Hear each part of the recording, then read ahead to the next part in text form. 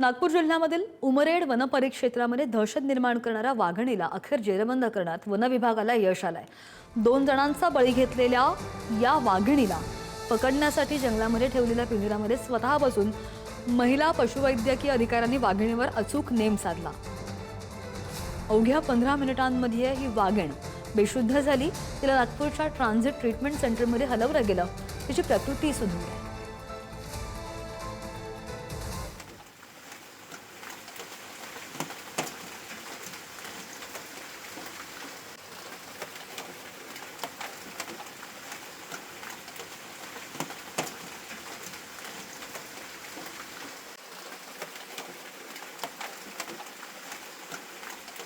वाघिणीनं 2 व्यक्तींचा जीव घेतलेला होता आणि महिला पशुवैद्यकीय अधिकारी आहेत या आपण ज्या दृश्यांमध्ये पाहतोय।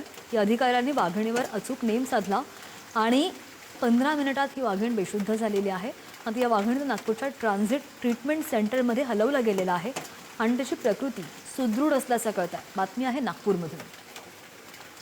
या संदर्भात आणखी जाणून घ्या आमचे प्रतिनिधी जितेंद्र यांच्याकडून। जितेंद्र, ऑलरेडी 2 व्यक्तींचा जीव गेलेला आहे या वाघिणीमुळे,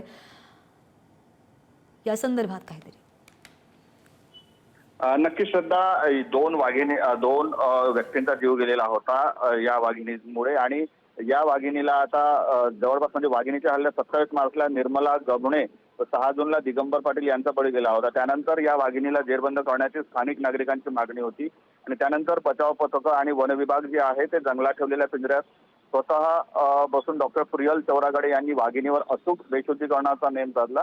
विशेष म्हणजे महाराष्ट्रातल्या वाघाला नेम धरून बेशुद्ध करणाऱ्या त्या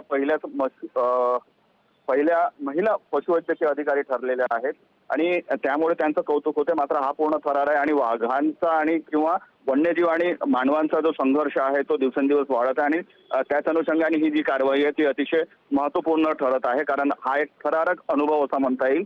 कारण पिंजऱ्यात बसून आणि वाघ जेव्हा बाहेर असतो तेव्हा त्यासाठी मोठी हिंमत लागते आणि अचूक नेम साधून त्याला जेरबंद करणं हे महत्त्वाचं पाऊल ठरतं आणि त्यात या महिला ज्या पशुवैद्यकीय अधिकारी आहेत ते यशस्वी ठरलेले आहेत। त्यामुळे त्यांचं सर्व स्तरातून कौतुक करण्यात येत आहे। श्रद्धा, अगदी धन्यवाद दिलेल्या सगळ्या माहितीसाठी जितेंद्र।